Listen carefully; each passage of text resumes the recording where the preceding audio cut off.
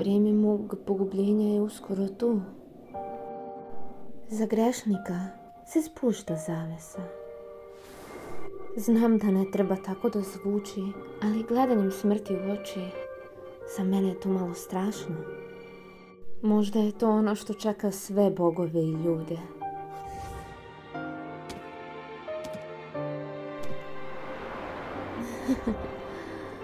Dobro, s Bogom ne valete.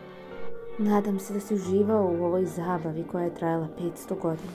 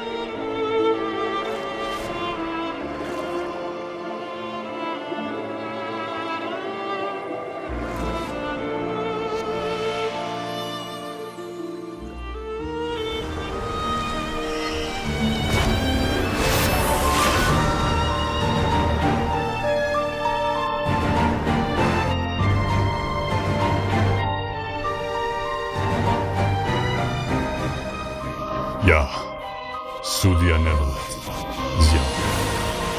Ljudi Fontaina. Vaši grehovi su oprošteni.